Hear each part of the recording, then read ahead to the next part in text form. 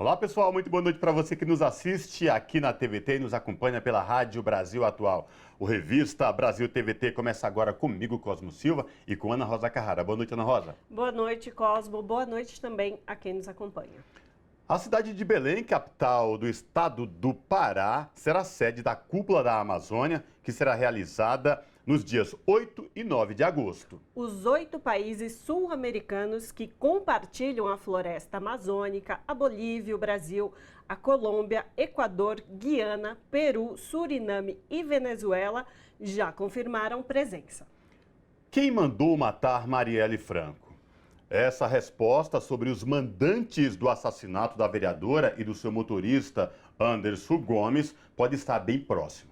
Delação premiada do ex-PM Elcio Queiroz, preso desde 2019 por participação nos assassinatos, marca uma mudança de patamar de investigação.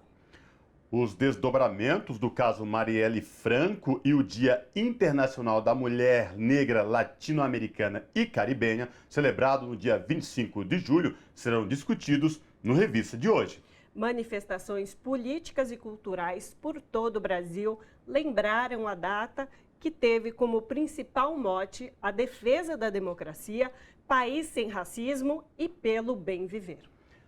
Como se não bastasse, o sufocamento por conta da política de juros altas, que hoje está em 13,75% ao ano, Roberto Campos Neto, presidente do Banco Central, agora quer terceirizar a administração das reservas internacionais do país. E quem afirmou isso foi o próprio Campos Neto em uma entrevista concedida ao banco de investimento estrangeiro BlackRock. Esse assunto e as eleições gerais na Espanha também serão discutidos no programa de hoje. Os resultados frustraram, por exemplo, as expectativas da direita e da extrema-direita, oposição ao premier socialista Pedro Sánchez, que estavam certas de que conseguiriam maioria suficiente para governar o país. A ONU Mulheres e a Federação Internacional do Futebol, a FIFA, estão se reunindo durante a Copa do Mundo Feminina na Austrália e na Nova Zelândia, com o objetivo de celebrar o respeito e a igualdade. As duas entidades estão enfatizando habilidades e conquistas das equipes e jogadoras, promover a igualdade de gênero no futebol e prevenir os abusos e a discriminação dentro e fora do campo. E para finalizar, no nosso momento cultural, vamos falar do legado da escritora, poetisa e jornalista Patrícia Galvão, a Pagu, que será homenageada na Flip 2023. Você acompanha o Revista Brasil TVT também pelo YouTube, youtube.com/RedeTVT. Quem mandou matar Marielle Franco? Essa resposta sobre os mandantes do assassinato da vereadora e do seu motorista Anderson Gomes pode estar bem próxima. Delação premiada do ex-PM Elcio Queiroz, preso desde 2019 por participação nos assassinatos, marca uma mudança de patamar na investigação. E para falar com a gente sobre esses novos desdobramentos e das investigações sobre o assassinato de Marielle Franco e de Anderson Gomes, nós conversamos agora com Luiz Eduardo Soares, que é antropólogo, escritor, cientista político e considerado um dos mais importantes especialistas em segurança pública no Brasil. Luiz Eduardo Soares, tudo bem? Prazer te receber aqui no Revista Brasil TVT. Seja bem-vindo. Muito obrigado, Cosmo. Um prazer estar com você, com Ana e com todas e todos que nos acompanham. Luiz Eduardo, esta semana o caso do assassinato da vereadora Marielle Franco e do seu motorista Anderson Gomes teve novo desfecho. A operação da Polícia Federal, com a delação premiada, trouxe luzes aí à investigação e ela muda de patamar. Mas uma pergunta, por que é tão importante o Estado brasileiro dar uma solução sobre o assassinato de uma vereadora democraticamente eleita? Olha, eu acho que é tão evidente isso, né, Cosmo, que está acessível a todos nós, né, do ponto de vista cognitivo e afetivo, porque seria um escândalo absurdo e inteiramente abjeto o não esclarecimento desse crime, né? Como é que se pode conviver com a impunidade nessa magnitude? Mas, além disso, por ela ser um ser humano, o Anderson ser um ser humano, mas, além disso, como você disse bem, é uma representante política democraticamente eleita, e não apenas mais uma representante política, nós sabemos o que significa Marielle, já significava e passou a significar ainda mais intensamente depois da tragédia que se abateu sobre nós todos e todas e sobre ela em particular, porque é uma mulher negra, egressa da favela, do complexo de favelas e comunidades da Maré, e cuja trajetória é quase que a expressão mais radical, no sentido de mais profunda e nesse sentido também mais bela, né? das esperanças de nós todos numa transformação profunda do país. É uma mulher negra com esse nível de seriedade, de rigor, de consistência, né? De engajamento, de compromisso, de representatividade, cuja trajetória futura certamente a conduziria a posições muito mais elevadas. Já havia especulações no Rio de Janeiro, nós que a conhecíamos bem sabíamos quanto ela era respeitada, admirada, e quanto nós todos e todas, de alguma maneira, comprometidos com as lutas democráticas, sonhávamos com esse futuro que ela prenunciava pela sua competência e pelo seu carisma, né? Você sabe que ela emitia... Dizer isso não faz muito sentido, nós estamos aqui numa discussão muito objetiva, né? Mas eu posso dizê-lo porque talvez assim eu transmita também alguma coisa maior do que simplesmente os fatos objetivos. Ela emitia uma luminosidade que é dessas coisas que raramente a gente percebe e sente nas pessoas, sabe? Eu me lembro que a última vez que eu estive com ela, uma semana antes do crime, dei um abraço de despedida, nós estávamos numa reunião, discutindo, conversando, e eu disse a ela: Marielle, vou te dizer uma coisa que não se deveria dizer, né, por uma vereadora, nós estamos conversando assuntos assim, com esse nível de seriedade e tal, mas você está tão linda, tão luminosa, tão impressionante a sua presença, e eu tenho que dizer isso. Aí ela me abraçou, e foi como uma despedida, né? Eu não me esqueço desse encontro. Ela transmitia com aquele sorriso, né, uma espécie de alegria prospectiva radiante. Prospectiva porque, claro, ela convivia com os dramas cotidianos do Rio de Janeiro, mas aquele sorriso era uma espécie de promessa, não é? De antecipação do que poderia vir a ser, do que ainda não era, né? Não o retrato do que ela vivia e nós vivíamos de alguma maneira, né? Mas uma espécie de antecipação, né? de convocação para uma esperança que devia ser compartilhada. A Marielle, como qualquer ser humano, merecia não só respeito à sua dignidade, à sua vida, mas mereceria o esclarecimento no caso de um crime bárbaro como esse, como o Anderson também. Mas ela, em particular, pelo que ela significava, mereceria do Estado brasileiro uma resposta. E é um escândalo. Hoje nós estamos, de alguma forma, voltando, né, a nutrir esperanças em função da coletiva que o ministro Dino deu e das novidades do caso. Nós começamos a ver que o trabalho da Polícia Federal e do Ministério Público do Rio de Janeiro, da Polícia Penal, esse trabalho conjugado, articulado, parece a virar o jogo. Mas nós temos de lembrar o que foram esses anos, não é? Esses 5 anos de silêncio, de cumplicidade. O fascismo representado por Bolsonaro nunca se mobilizou efetivamente para elucidar o crime, né?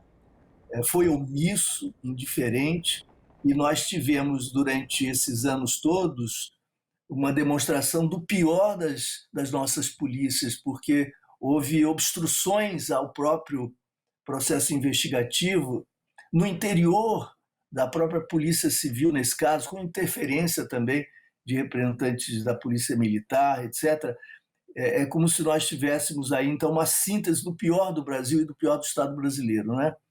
Essas polícias que têm promovido um verdadeiro banho de sangue no Estado do Rio de Janeiro e promovem um genocídio de jovens negros e de jovens pobres nas periferias das cidades brasileiras. Essas polícias que têm sido incapazes de dar respostas aos crimes letais intencionais, sobretudo aos homicídios. É como se essa parte inconclusa, incompleta e irrealizada da democracia brasileira, segurança pública, mostrasse sua pior face, justamente não só na sua impotência para desvelar o caso, mas na sua atividade cúmplice na medida em que cria circunstâncias e obstáculos à própria investigação. Então, é uma espécie de síntese de um grande dilema nosso. Não é possível construir uma democracia se nós temos a segurança pública como essa chaga aberta, essa ferida aberta, né, no coração do país.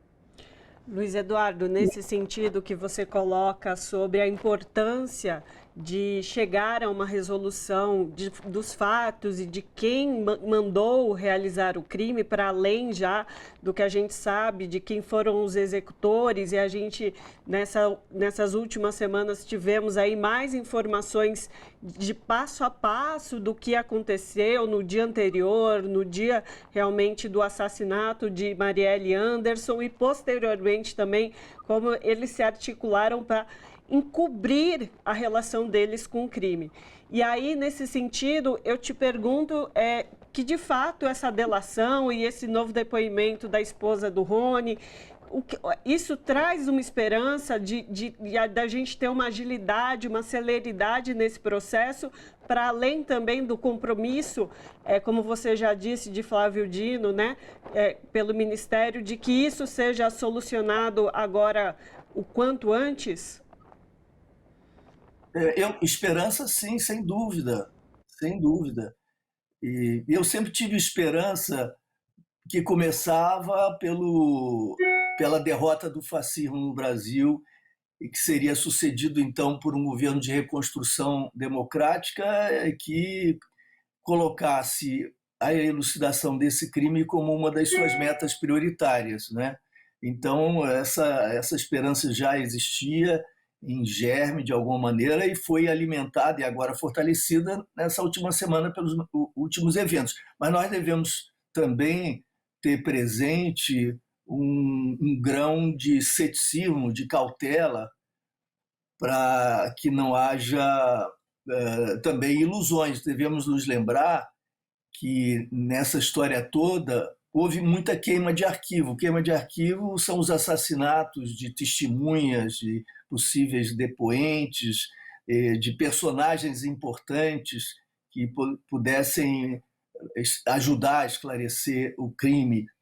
Nós assistimos ao longo desses anos, né, à morte, ao assassinato, de alguma maneira, depois podemos falar sobre isso, do Adriano da Nóbrega, do Macalé, que agora está sendo mencionado como aquele que transmitiu, que teria transmitido ao Rony Lessa a proposta, por parte do idealizador, a proposta da execução do crime. Então, esse elo, esse intermediário fundamental, teria cumprido esse papel, segundo a delação premiada que nós ouvimos essa semana.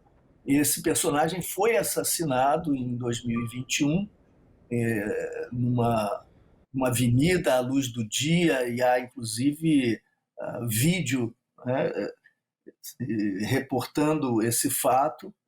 Então, esse Macalé não está mais entre nós, não pode mais colaborar de modo algum, e ele é parte dessa rede criminosa.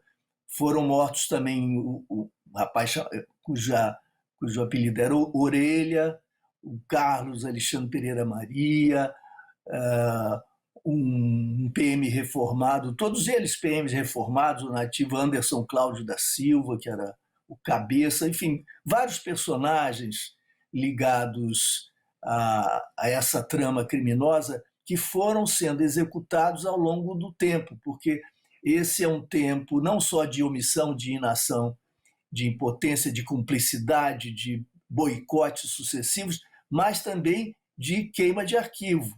Não é? A história do Adriano da Nóbrega é muito impressionante. Ele foi cercado, ele já estava procurado pela polícia, é um criminoso a soldo, matador a soldo, muito conhecido no Rio de Janeiro, ligado ao Rony Lessa e essa turma que participou, já sabemos, né, do assassinato de Marielle. Ele estava sendo procurado pela polícia em todo o país e foi finalmente localizado no interior da Bahia, foi cercado por dezenas e dezenas de policiais que acabaram abrindo fogo e o matando nesse confronto. É difícil compreender esse fato. Qualquer pessoa com o mínimo de formação profissional na área de segurança pública sabe muito bem que se há um homem isolado, acuado, fragilizado, mesmo que ele esteja fortemente armado, mas cercado numa área aberta, isolada, em que ele não representa perigo para terceiros, a não ser para os policiais, cercado por dezenas de policiais, o que se faz é dar tempo ao tempo, porque com a falta de água, de luz, de alimento, de sono, esse homem ou se suicida ou se entrega. A própria resistência, no caso, é uma forma de suicídio. E o suicídio não costuma ser o destino de criminosos profissionais. Então, se tratava de dar tempo ao tempo. Mas houve o confronto, e evidentemente, num confronto assim desigual, ele foi morto, e com isso nós perdemos um elo fundamental. E vejam, Adriano foi morto no dia 9 de fevereiro de 2020, se eu não estou enganado. E 3 dias depois, isso foi num domingo, na quarta ou na quinta-feira, o general Braga Neto foi nomeado ministro da Casa Civil. Vocês vão se lembrar disso, né? E vejam, quem é o general Braga Neto foi o interventor, responsável pela intervenção federal no Rio de Janeiro, que se inicia em fevereiro de 2018. Marielle e Anderson foram assassinados no dia 14 de março de 2018. Aproximadamente um mês depois do início da intervenção. E o general Braga Neto prometeu esclarecer aquele crime imediatamente, etc. Não esclareceu, não deu nenhuma satisfação, afinal, né? Mas certamente conhecia e provavelmente acompanhou toda a trama desses boicotes sucessivos no interior da polícia, com as implicações que havia, com os conflitos que decorreram daí. Seu conhecimento é precioso, essas informações são certamente preciosas, mesmo que ele não saiba aquilo que não pôde dizer publicamente, mesmo que ele saiba apenas parcialmente dessa história, mas as suas informações são certamente preciosas. Não havia ninguém mais bem situado do que ele para reunir, acumular os dados e as informações. Ele nunca se pronunciou, não apresentou à sociedade nenhum esclarecimento, e 3 dias depois da morte do principal arquivo ambulante, que atuava no Rio de Janeiro como uma liderança criminosa, efetivamente, ele é convocado a atuar no principal ministério do governo Bolsonaro. Eu acho que isso é muito problemático, deve levar a reflexões, e eu espero que, retrospectivamente, a história venha mostrar que eu estou profundamente enganado, que tenha sido um acaso, tenha sido um acidente de pouco. Pois não, Roger? Nosso tempo, infelizmente, está chegando ao fim, mas eu tenho que te fazer uma pergunta, né? Você é especialista em segurança pública, antropólogo. Para, além disso, entender tudo o que se passa, o principal desafio, a partir de agora, é tentar chegar, mesmo com, como você bem lembrou, dessas queimas de arquivos que poderiam elucidar assassinato brutal da vereadora Marielle Franco, do motorista Anderson Gomes, de chegar aos mandantes, porque isso também é um ponto crucial, porque a quem interessava a morte de Marielle Franco e por que mandaram executar a vereadora Marielle Franco? Esse, na tua opinião, é o principal desafio a partir de agora das investigações? Não, claro, claro, claro. O país todo, e eu diria todas as sociedades, né, fora do Brasil, todas e todos que acompanham, porque acompanham, embora à distância, indiretamente, o caso Marielle, clamam por essa resposta. Nós precisamos saber disso e essa resposta vai nos ajudar a compreender mais profundamente as teias de corrupção e de brutalidade que dominam o Rio de Janeiro há muitos anos, né? Nessas redes criminosas de milícias que se envolvem crescentemente com as polícias. Eu concluo lembrando uma afirmação do ministro Flávio Dino, que é muito importante. Ele disse: não tenho dúvida de que se trata de um crime político e não tenho dúvida de que as milícias estão envolvidas. E essas figuras, e esse rapaz que foi preso, o Maxwell, que foi preso agora, é um miliciano conhecido, também diretamente envolvido, né?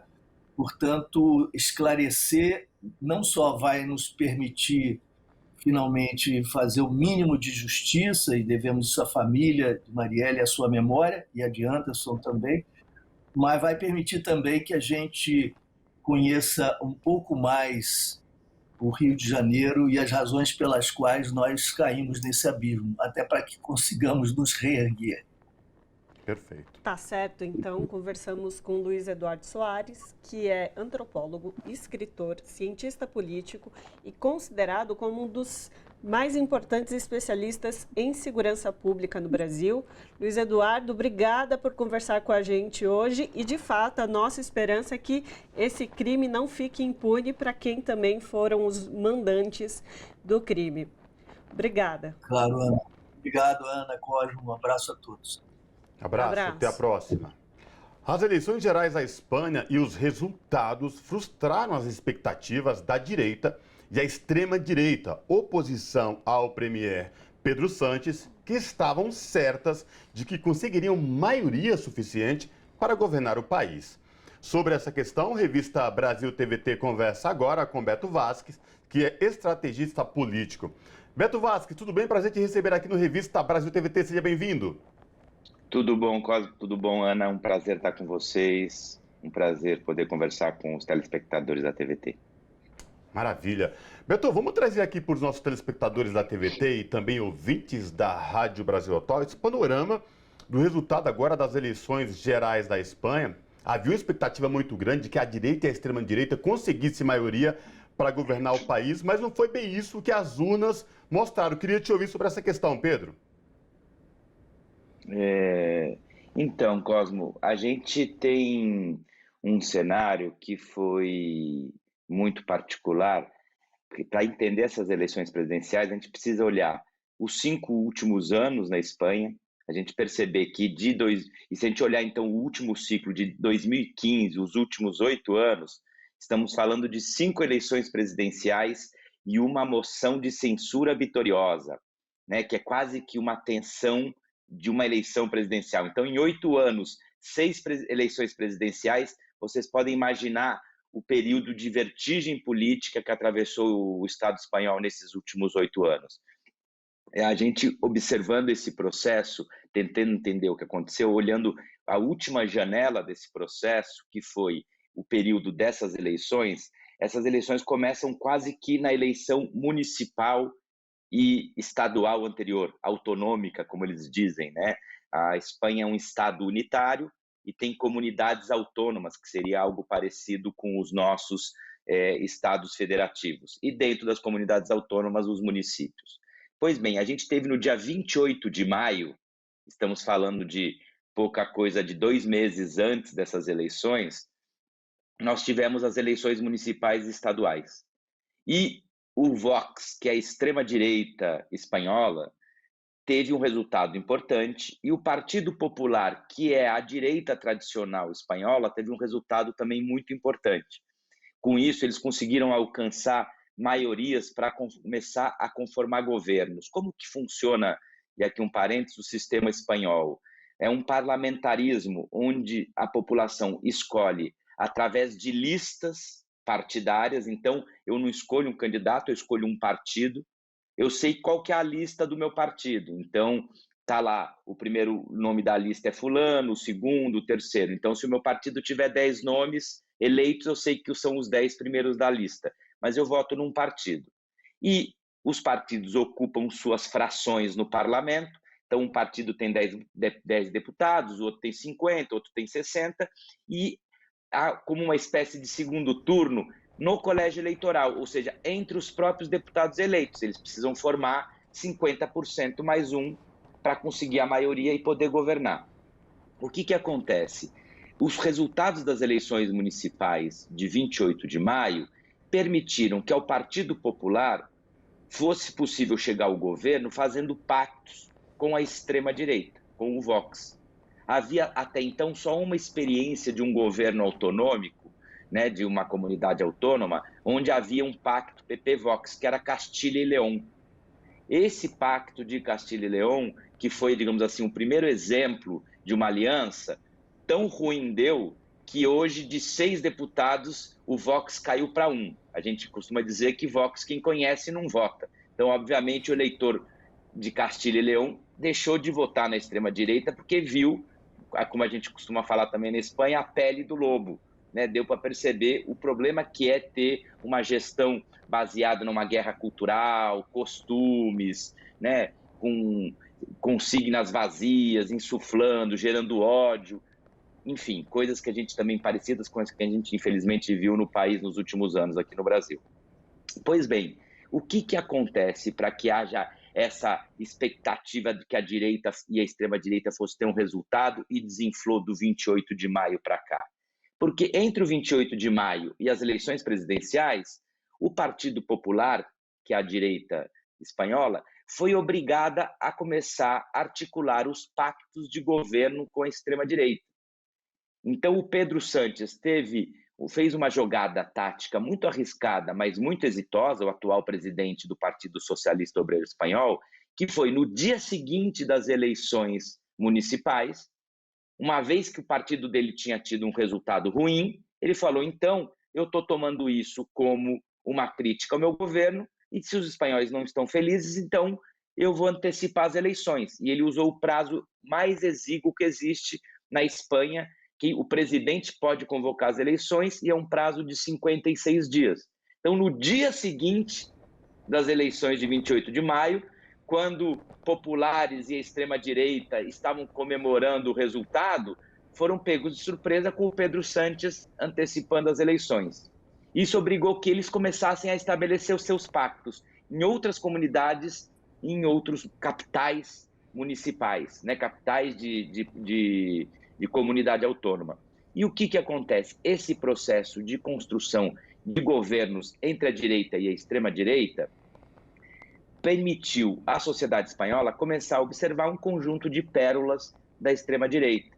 Ataques LGBT, ódio, querer censurar professor, enfim, um pouco daquilo tudo que a gente viu também no país com a extrema-direita nos últimos anos no Brasil, como a gente viu nos Estados Unidos. Então, o eleitor, o cidadão das diversas partes da Espanha começou a ver nos debates e nas articulações de conformação de governos após o resultado eleitoral, que os governos que a direita e a extrema-direita começavam a conformar, vinham junto um pacote de coisas que o cidadão espanhol não estava disposto a engolir. Ódio, regressos sociais, regressos civis. Isso foi, de fundo, uma coisa que foi desinflando o voto do Partido Popular e, sobretudo, do Vox, que perdeu 19 deputados no Congresso. Eles tinham 52 deputados,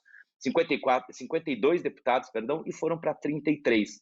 Então, eles perderam mais de um terço da sua bancada graças a esses discursos que, uma hora que você vai conformar o governo, você coloca um vice-governador, você coloca o presidente da Assembleia Legislativa de uma comunidade autônoma, e essa criatura vai lá e começa a verter o seu ódio, as suas barbaridades, o terraplanismo, etc. Então, isso assustou os espanhóis. Esse é um fator. E o último fator que eu acho que foi decisivo para a extrema-direita cair foram os próprios discursos em campanha do seu candidato, Santiago Abascal, falando tremendas barbaridades, sobretudo nos momentos mais importantes, como os debates pré-eleitorais, onde ele revelou, né, todo o seu preconceito contra as mulheres, contra as minorias, contra os imigrantes, a defesa do uso e a liberação de armas, o terraplanismo em geral, e isso a população se assustou. Uma coisa é um discurso de um líder da oposição reivindicando a defesa da classe média, empobrecida, etc., que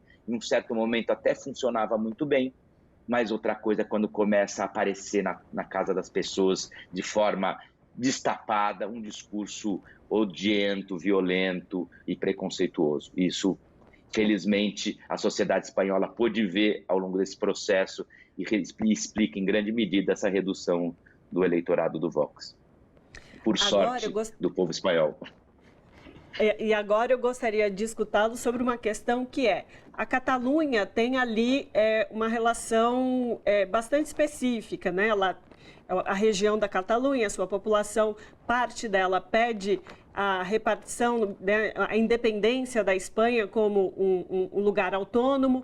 E aí eu queria te escutar nesse sentido, nessa eleição de agora, qual que é o peso e a representação dessa liderança da Catalunha e qual que é o peso e a importância dessa liderança e da posição desses partidos para a permanência ou não de Pedro Vázquez como premier. Sánchez, perdão, como premier. Isso. Essa é uma pergunta que às vezes é muito difícil para a gente desde o Brasil conseguir entender, decifrar.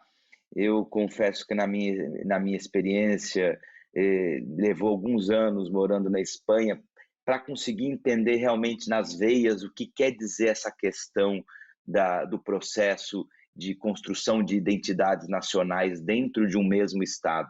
A gente no Brasil, todos nos sentimos brasileiros, podemos ter diferenças outras, mas né, talvez a nossa história, tirando um movimento muito residual no Rio Grande do Sul, separatista, que a gente sempre viu com uma certa galhofa, nunca houve, a gente sempre brinca, né, o colonizador foi muito efetivo em conseguir construir hegemonia, e o processo de independência e de República Brasileira sempre conseguiram criar uma identidade coletiva que todo mundo se sinta confortável. Ou seja, todos nos sentimos brasileiros, nos sentimos felizes com isso, podemos ter outras divisões, mas todos nos sentimos brasileiros. Isso não é exatamente assim no Estado espanhol, né? Lá, eu digo que a comparação aqui é com o futebol. Aqui eu sou São Paulino, o Cosmo é corintiano, a Ana é palmeirense, nessa hora aparecem as identidades. E, infelizmente, muitas vezes a gente vê que elas são levadas às últimas consequências também, com as brigas de torcidas organizadas que levam, inclusive, a óbitos, né? Então, assim, a coisa de construção de um nós contra um eles. Isso a gente no Brasil sempre viu no futebol. A gente viu na política nos anos recentes, infelizmente, com o bolsonarismo, levando isso também de um nós contra eles, que eu quero exterminar o adversário, que eu quero metralhar o adversário, etc. Mas não é uma praxe comum. Não é uma coisa da nossa tradição cultural, da nossa formação sociocultural. Na Espanha, isso é uma questão marcada. Na Espanha, a gente diz que na Europa os estados vieram depois das nações e que nas colônias, na América Latina, no Brasil, a gente constrói primeiro um estado, depois constrói uma identidade nacional forte. Isso leva a que situação na Espanha? Que os bascos, não que uma parte importante dos bascos se sinta basca e não se sinta espanhola. Uma parte importante dos catalães se sinta catalã e não espanhola. Dos galegos. Ou as maiorias que se sentem bascas, mas também espanholas. Catalãs e também espanholas. Então, é uma confusão. Existe uma percepção da identidade que não é fixa. Tem minorias nesses territórios se sentem só espanhóis. A imensa maioria se sente espanhola, mas se sente também basca, ou também catalã. Ou uma expressão que cresceu nos últimos 10 anos, se sente só catalã, só basca. O que aconteceu nesse processo? Isso é um processo que se inicia no início da década passada, quando esse é um problema que sempre existiu, né? Quando o Franco morre e a Espanha faz uma transição para a democracia, essas articulações de como deixar todo mundo feliz dentro de um mesmo arranjo, tem uma equação muito delicada. O Zapatero, por volta de 2010, começa toda uma discussão para permitir, 2008, 2010, para permitir que essas identidades subnacionais pudessem se sentir mais representadas. Então, eles propõem uma mudança no Estatuto da Catalunha, que seria uma espécie da Constituição Autonômica da Catalunha, que era muito mais simbólico. Dizia que a Catalunha era uma nação, porque na Constituição Espanhola está como uma nacionalidade. Aí vocês imaginem um debate. O que é uma nacionalidade, o que é uma nação e as filigranas disso. Mas para o povo catalão era uma coisa muito importante. O Zapatero conseguiu coordenar isso, conseguiu fazer com que os ânimos se acalmassem, mas aí o Partido Popular entrou na Justiça, no Supremo, e derrubou os aspectos mais importantes desse novo Estatuto da Catalunha, entre eles a questão de que os catalães poderiam se considerar uma nação. Eles não poderiam mais se considerar uma nação, voltavam a ser uma nacionalidade.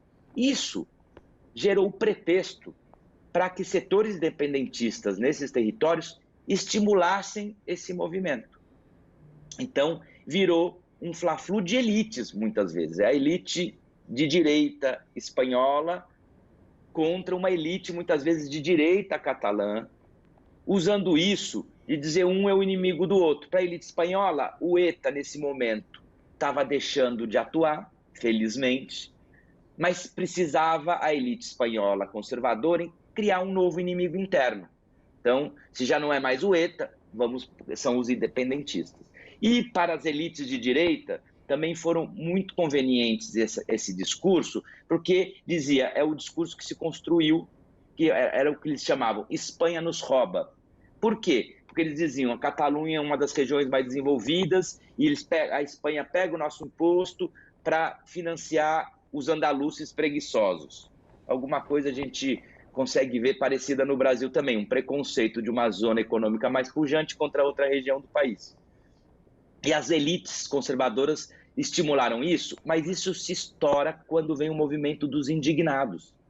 Quando vem o movimento dos indignados, em 2014, 2015, o que acontece?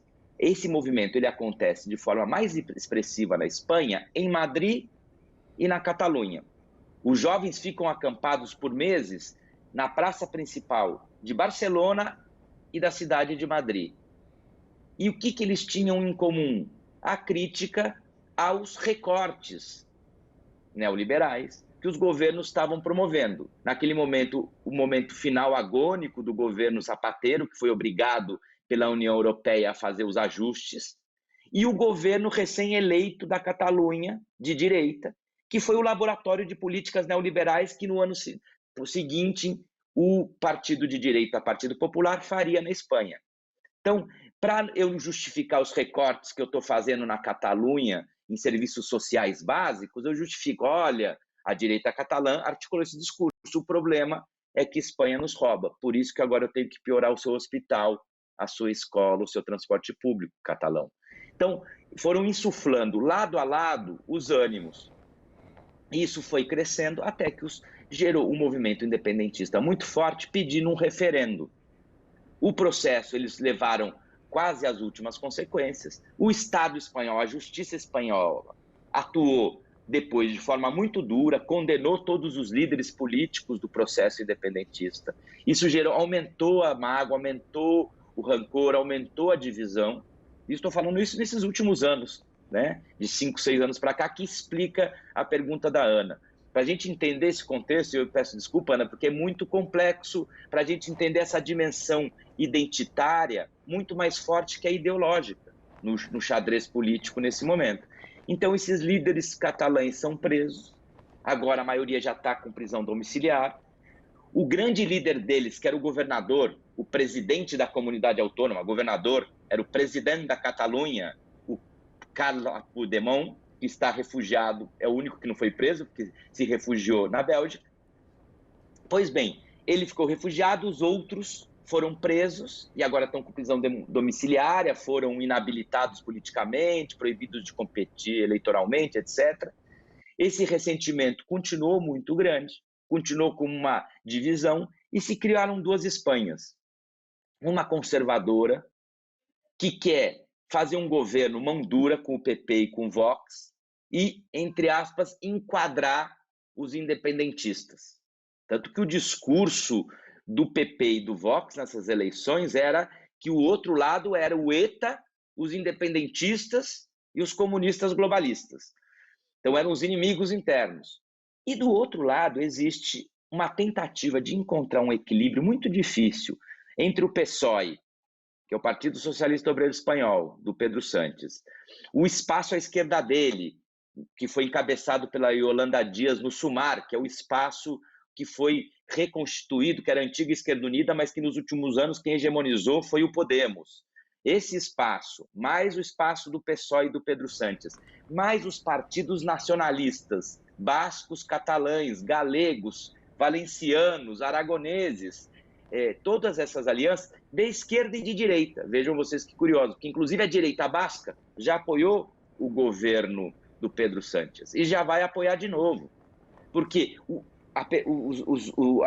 pessoal conservador no País Basco fala: eu prefiro um governo socialista do Pedro Sánchez a um governo da direita na Espanha, em Madrid. Beto. Por quê? Porque aí eles vão vir atrás da gente. Então, essa articulação, fecha com isso, Cosmo. Então, esse arranjo todo se articula, só que, como houve uma pequena diminuição de votos desse grupo, para o Pedro Sánchez permanecer, falta um desses grupos que não tinha apoiado o Pedro Sánchez, que é a direita catalã, que é a que está mais machucada, porque foi presa, é o partido do Carles Puigdemont, que está na Bélgica. Então a gente diz que hoje a chance de se formar um governo na Espanha depende justo do líder dos independentistas catalães, ou seja, o Pedro Sánchez tem a chave do seu novo governo nas mãos daquele fugitivo da justiça por ter tentado promover um referendo de autodeterminação. Pois é, Beto, você trouxe essa questão que é muito importante agora para como é que vai se compor aí esse novo governo de Pedro Sánchez daqui para frente. A minha pergunta, já que você trouxe toda essa explicação, é possível que se componha uma maioria para se ter esse governo ou, né, para encerrar a nossa conversa aqui, infelizmente nosso tempo acabou, ou a Espanha corre o risco de terem novas eleições? Isso. Essa quase uma pergunta do milhão, né? Que todo mundo está se fazendo. São as duas alternativas. Não existe outra. Poderia se imaginar uma terceira alternativa, que seria o PSOE, se abster para deixar o Partido Popular governar como a lista mais votada, o que eles já fizeram em 2016 e saiu muito caro para o partido. Mas naquela época o Podemos era quase do mesmo tamanho do PSOE. Então o PSOE tinha muito medo de governar junto com o Podemos e o Podemos virar a força hegemônica da esquerda. Então o PSOE preferiu se abster para a direita governar a formar um governo com o PSOE. Hoje já não acontece mais isso. O PSOE voltou a ser o partido hegemônico com muita diferença e o Podemos, que agora se chama SUMAR, é um partido menor. Tem muito menos deputados. Então não é uma ameaça à hegemonia do PSOE na esquerda. Então o PSOE não vai se abster para que a lista mais votada do Partido Popular governe. Nem vai fazer uma coalizão PP-PSOE, que é uma coisa, por exemplo, muito típica na Alemanha. Na Alemanha, há mais de 15 anos, a centro-direita e a centro-esquerda governam juntas no que eles chamam grande coalizão. Na Espanha não existe. Isso posto, ou a gente tem um governo do Pedro Sánchez, ou a gente tem convocatória das eleições. Qual é a diferença? Qual que é o pulo do gato? Se você já me pergunta, eu já me comprometo. Eu acho que nós vamos ter governo. É muito difícil. Serão 2, 3, 4 meses quase de negociações infinitas, feitas no detalhe. E a negociação, Cosmo, como eu comentava antes, tá justo, o diabo está justo nesse detalhe. Como que o Pedro Sánchez conforma uma aliança para investir ele presidente entre todos os setores de esquerda espanhóis e nacionalistas, mais as direitas nacionalistas do País Basco, que já estão com ele, e, sobretudo, o partido da direita catalã, Junts per Catalunya, que é o partido do Puigdemont. Quais vão ser os termos da negociação? O Puigdemont, obviamente, pôs aquilo que já se imaginava, o partido dele como condição. Ele quer anistia para todo mundo que foi condenado, inclusive para ele poder voltar para a Espanha sem ser preso, e ele quer o direito a fazer um referendo de autodeterminação dentro da lei. Não será dado tudo isso a ele. Não existe a chance de que o Pedro Sánchez faça isso, é zero. Se o Pedro Sánchez não quer, mas se ele quisesse se permitir fazer isso, o sistema espanhol, o regime, derrubaria ele. Os exércitos, o poder judicial, o empresarial, não deixaria o Pedro Sánchez ir tão longe.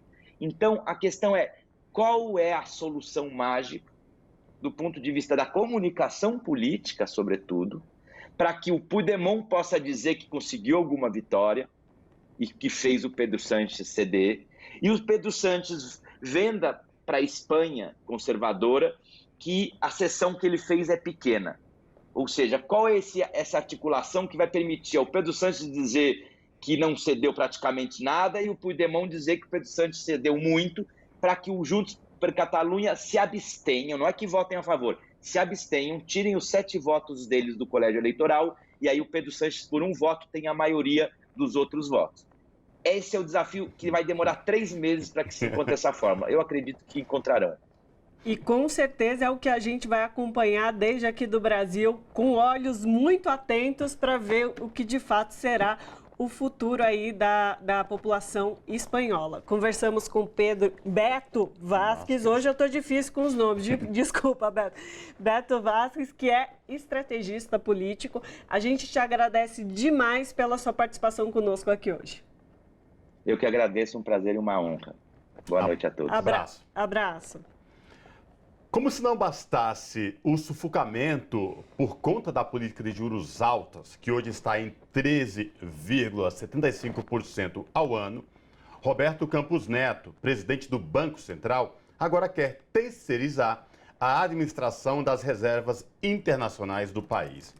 E quem afirmou isso foi o próprio Campos Neto, em uma entrevista concedida ao banco de investimentos estrangeiro BlackRock. Sobre essa questão, o Revista Brasil TVT conversa agora com Ana Georgina Dias, que é supervisora técnica do Diese lá na Bahia. Ana Georgina, tudo bem? Prazer te receber aqui no Revista Brasil TVT. Seja bem-vinda. Boa tarde, o prazer é meu. Muito obrigada pelo convite. Ana, vamos falar então deste jogo de xadrez envolvendo Roberto Campos Neto, presidente do Banco Central, sua política de juros altas, né, embate com sociedade civil, governo, setor produtivo do país, que insiste em manter uma Selic tão alta. Queria te ouvir, como se não bastasse isso, ainda esta ideia estapafúrdia de terceirizar as reservas do Brasil. Pois é, você usou um termo muito apropriado, que é estapafúrdio, né? Eu diria que já é estapafúrdio uma taxa de juros de 13,75 no momento em que nós temos a taxa de juros, aliás, a inflação, né? O IPCA em 3,16 e o INPC, que é importante que a gente lembre, que é aquele índice que tradicionalmente ele reajusta os salários, né? Ele foi criado para isso em 1979, em 3%. Então, significa dizer que nesse momento o Brasil tem taxas reais de juros, ou seja, quando a gente desconta a inflação da taxa de juros, de praticamente 10%, né? O que é muito, mais até um pouquinho, né? De 10%. Então, isso tem um efeito absurdo em termos de retração, de ajudar uma retração econômica. Porque para investir, para consumir, nós levamos em consideração, né, essa taxa. E lembrando que para nós consumidores, sobretudo aquelas pessoas que já têm, né, dívidas no cartão de crédito, por exemplo, sabem que a taxa que a gente paga em termos reais, né, que a gente paga, na verdade, é muito maior que isso. Cartão de crédito ao ano, juros de 440, né? E isso tem um efeito também muito ruim nas contas públicas, né? Uma vez que essa taxa básica de juros, a Selic, é aquela que indica quanto de retorno os investidores, né, que compram os títulos públicos terão. Isso significa dizer que, nesse momento, quando a gente pega aí em 12 meses, o acumulado de 12 meses, existe um comprometimento de mais de 600 bilhões de reais só com pagamento de juros. E isso é proibitivo se a gente pensar tanto do ponto de vista do investimento, quanto de vista do consumo das famílias e do ponto de vista também do comprometimento orçamentário só com a dívida pública, né? E, Ana Georgina, falando agora sobre o futuro, a gente tem aí uma esperança, vamos dizer assim, que em agosto, próxima reunião do Copom, seja deliberada aí uma baixa, então, desse nível exorbitante da taxa de juros a 13,75, que a gente lembra tão facilmente porque permanece nesse patamar há tanto tempo que é escabroso. Mas há uma expectativa que se baixe. A minha pergunta é, a porcentagem que isso vai baixar vai fazer diferença? Porque se prevê, o que tem sido dito é que baixe de 0,5 a 0,25, considerando que, na verdade, relação juros e inflação, o juros real está mais alto porque a inflação baixou. Esse 0,5, 0,25, esse pequeno ajuste de baixa vai fazer diferença para a gente no dia a dia, nesses juros que bate na classe trabalhadora? Olha, infelizmente não. A sua pergunta ela é muito interessante para a gente poder fazer essa ponderação. Óbvio que abaixar é sempre um movimento melhor do que manter ou elevar. No entanto, a gente tem uma diferença, a gente tem uns juros reais tão altos, quando a gente olha a inflação desse momento, que é um ritmo muito lento, e aí o que importa é o ritmo. Ou seja, quanto menos for reduzido, significa dizer que por mais tempo a gente permanece com taxas de juros extremamente elevadas.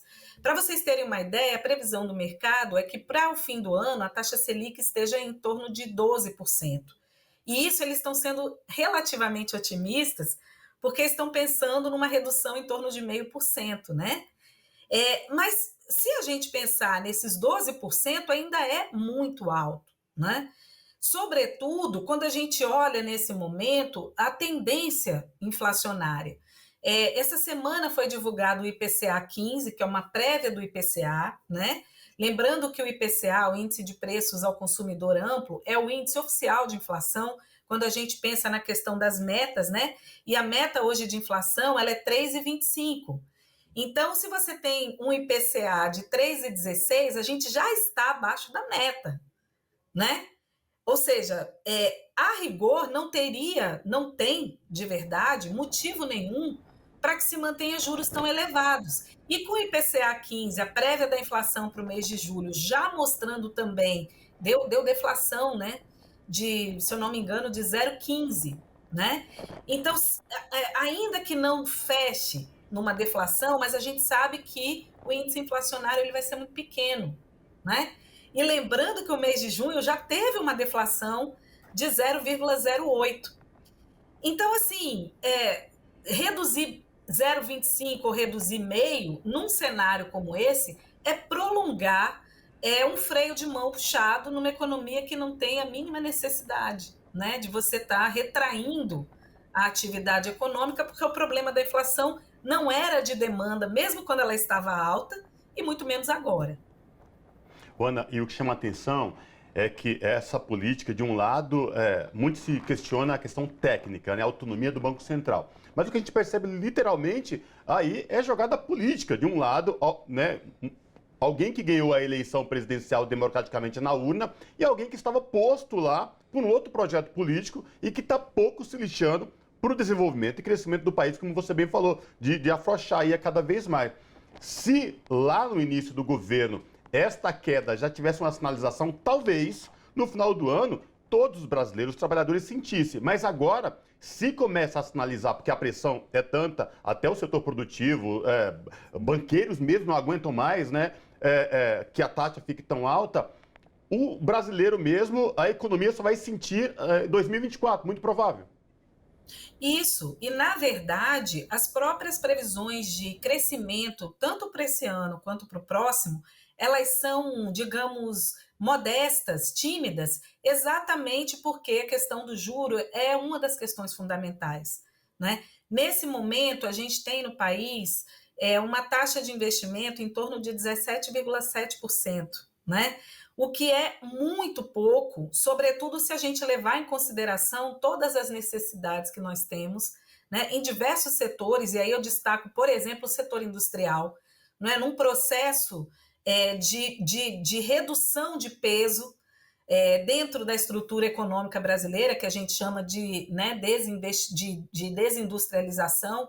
Inclusive, o Ministério da Indústria e do Comércio tem criado mecanismos ou pensado políticas para reindustrializar, né, o país, eles chamam de neoindustrialização, e tudo isso está ligado. Então, o que você fala é muito importante, porque nós já estamos mais da metade do ano, nós já estamos no 7º mês, com essa taxa de juros extremamente elevada. Nos restam 5 meses em que, mesmo que essa tendência ela se reverta e passe a ser de queda, vai definir, o que vai determinar mesmo aí não é o fato só de cair, mas cai quanto, não é? Qual é o ritmo nessa queda? E lembrando que essa questão de juros, ela nos diz muito mais respeito do que nós pensamos, né? Como população, como trabalhadores. Porque, como eu disse, as decisões de investimento, elas são muitas vezes retardadas ou mesmo abandonadas por conta disso. E nós sabemos que no Brasil ainda existe uma questão que é o fato de que, mesmo no momento anterior que a gente está vivendo agora, quando existia todo um discurso liberal, né, ultraliberal, o que a gente percebe é que a iniciativa privada ela é extremamente conservadora para investir. Ela quer investir, mas, sobretudo, ela quer investir se o dinheiro for público, né? Então, além de ser proibitivo, né, de ser uma coisa muito complicada investir nesse cenário, o que nós percebemos aí é também uma perda de competitividade de diversos segmentos econômicos, sobretudo quando a gente compara com segmentos, com os mesmos segmentos na esfera internacional. Se a gente pega, por exemplo, vou citar um exemplo que essa semana, né, eu estava conversando com os petroquímicos aqui, né? A indústria petroquímica, a indústria química brasileira, ela é uma indústria muito bem colocada no mundo, ela é a 6ª. Mas nós temos problemas sérios de competitividade trazidos, entre outras coisas, por esse juro alto. Tem a questão da matéria-prima, e aí eu falo especificamente do gás, né? O Ministério da Indústria e Comércio até criou um grupo de trabalho para tentar resolver essa questão.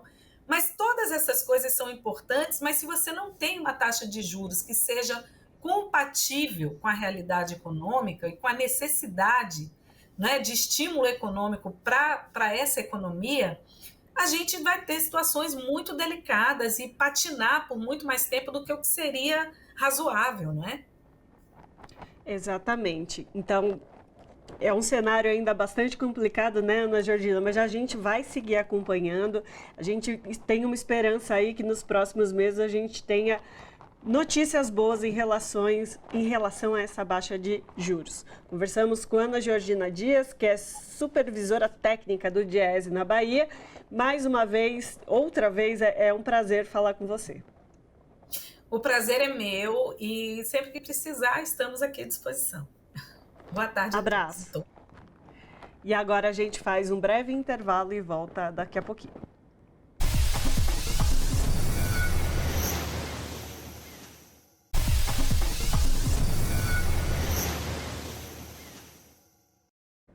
De volta com Revista Brasil TVT, aqui na TVT e também na Rádio Brasil Atual.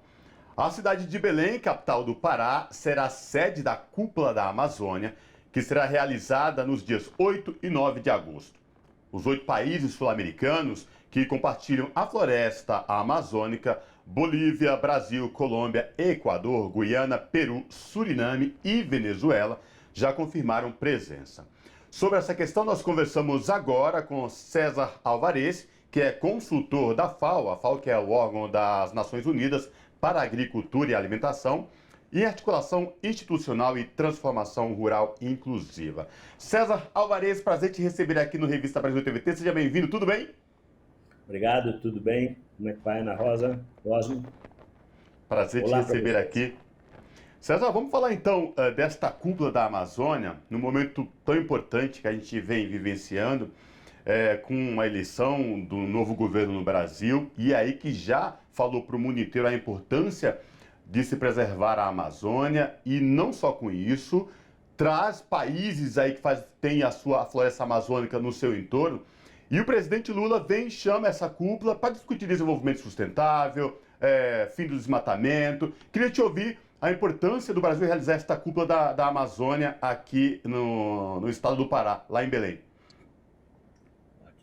A FAO se sente muito honrada em ter sido convidada a contribuir com a cúpula e principalmente com o evento que acontece, a cúpula é parte dela, que são os diálogos amazônicos, que começam dia 4 e vão até o dia 6, e que terá 5 plenárias fundamentais para uma visão da diversidade e da responsabilidade dos países e dos povos sobre esse bioma, não apenas do Brasil, evidentemente, ainda que a gente tenha 61% mais ou menos da área, há países pequenos que têm 100% da área, eu acho que é o Suriname, se não me engano. Então, tem responsabilidades muito grandes, né? Você já citou os países.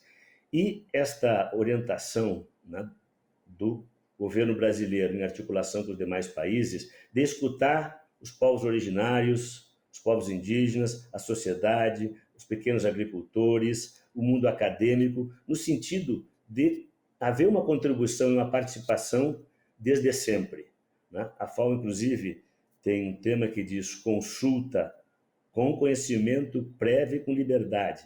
Então, é um processo que, inclusive, vai gerar documentos que contribuirão e serão levados aos chefes de Estado nos dias, então, especificamente das suas reuniões, que começarão dia 8 e 9. Então, a FAO está contribuindo com toda essa dimensão, trazendo convidados de diferentes áreas, não apenas governamentais, de todos os países pan-amazônicos, inclusive o próprio Brasil. A FAO tem uma capilaridade muito forte, né? Então, os nossos colegas das FAO nos países articularam, conversaram com governos e movimentos, então estão contribuindo com essa diversidade, e vamos ter algumas atividades próprias e contribuir com o conjunto das atividades em andamento. Será, sem dúvida, nós percebemos, um evento de enorme significado, que irá muito além de uma declaração. Nós já tivemos um exemplo acompanhando a reunião que antecedeu, né, a cúpula preparatória, a cúpula, a reunião em Letícia, né, onde a fala do presidente Lula, articulada com o presidente da Colômbia, mostram que esta cúpula é uma cúpula que sairá com tarefas, responsabilidades de ação conjunta, numa visão de acelerar no curto prazo com responsabilidade, né, da COP 30 em 2025, novembro de 2025, em Belém também. E para além das autoridades da região e dos países onde há a área da Amazônia, também foram convidadas autoridades como, por exemplo, autoridades da França, dos Congos, da Indonésia, esses países que têm também reservas de mata preservada bastante importante.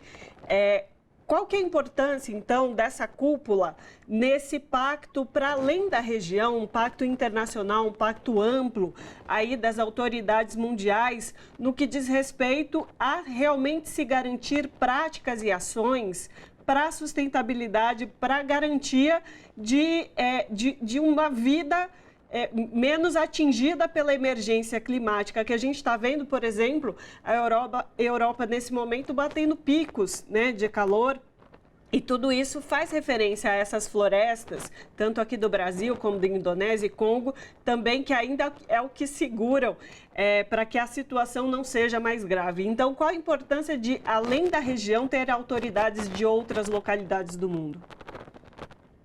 É uma visão de que esses biomas, as florestas tropicais, têm na contribuição, né, da captura do carbono, tem na questão do controle ou da tentativa da busca, né, de cumprir a meta da COP de Paris, né, que é chegar no máximo um incremento de 1,5% na temperatura comparada com o período pré-revolução industrial. O que nós percebemos, enquanto FAO, é um alinhamento muito grande dos distintos governos, e se expressa a mais recente expressão deste acordo que está em construção e que resultará em ação efetiva, no nosso entendimento, é sempre a referência Pacto e a Declaração de Letícia.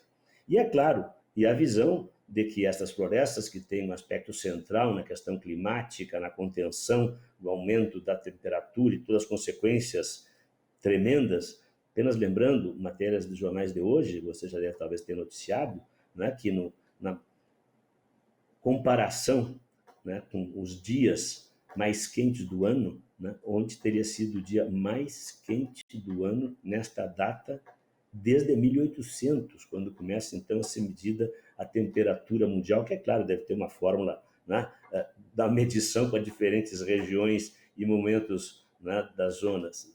Então, é com esse espírito que a FAO está muito pronta a se colocar à total disposição dos países para sua contribuição na dimensão climática, na dimensão do tratamento das florestas, do reflorestamento, mas também na sua dimensão produtiva, né, da sua sociobioeconomia, a sua diversidade que ainda é pouco conhecida. Eu, alguns dias atrás, estive visitando e aprendendo com o professor Enio Candotti, diretor do Museu da Amazônia, e ele passeando comigo, me mostrando um museu a céu aberto, digamos assim, dizendo, olha, nós apenas conhecemos 10% das sementes da Amazônia. Ou seja, conhecer essas sementes, ter a capacidade de reproduzi-las, conhecer suas especificidades, e mais, uma expressão que eu escutei pela primeira vez, e ele me contava, eu aprendi e conto para quem me pergunta, as sementes reativas, as sementes reluctantes, que são aquelas sementes que não se reproduzem em qualquer solo. Exige, então, um conhecimento mais além de captar a semente, em que ambiente, em que solo, em que umidade, em que iluminação ela é capaz de se reproduzir. E ele dá um exemplo da borracha, do látex, né, que um dia conseguiu se reproduzir na Indonésia depois de milhares e milhares de sementes e plantas serem exportadas, ou mesmo alguns roubadas, né, e finalmente se consegue se introduzir na Indonésia e em outros lugares da Ásia. Então, o conhecimento ainda pendente deste universo, onde habitam 25 milhões de pessoas, onde é preciso um processo de desenvolvimento sustentável também para as cidades, né? E o exemplo e a dimensão são muito grandes, do aspecto produtivo, ambiental, socioeconômico e conservacionista, evidentemente. E quando a gente fala dessa participação da FAO ajudando aí a contribuição desses países no seu entorno, dessa transformação rural inclusiva. E quando a gente fala dessa transformação rural inclusiva, no sentido de ajudar exatamente com que essas populações se desenvolvam, porque é uma região muito rica, como você mesmo falou, de sementes, 10% de conhecimento do que tem lá. Se não tiver cuidado a partir de agora, entender que é o momento, talvez as futuras gerações penem muito por que pode vir, né? Sem dúvida.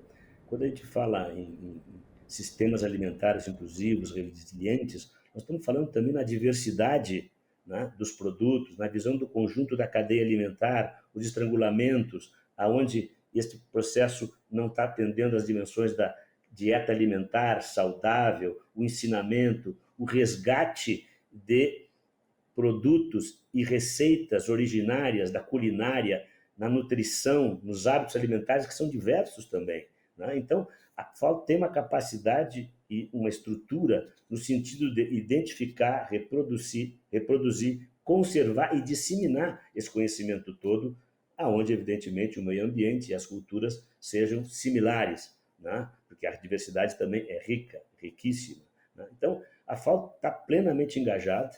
Já na reunião de janeiro deste ano, quando o presidente do Brasil se encontrou com demais presidentes da CELAC, e estava lá presente o nosso diretor-geral, Mr. Xu, e afirmou um compromisso total com o presidente Lula e com a CELAC, no sentido da sua contribuição em toda a sua dimensão da Amazônia, as atividades da CELAC, que envolvem a pauta da FAO. Agricultura e alimentação, hoje, convenhamos, é um tema enorme e está na pauta do mundo. Ele é parte intrínseca da mudança climática, né, do aquecimento, dos nossos hábitos alimentares, nossas dietas, nossa relação com o ambiente, com os animais, né? Então, a FAO está muito disponível e tem reafirmado isso, é um ponto muito forte neste momento que inicia o segundo mandato do nosso diretor-geral, recentemente reeleito como único candidato, praticamente com 95% dos votos. Que é uma afirmação da estratégia e um papel muito particular, né, da economia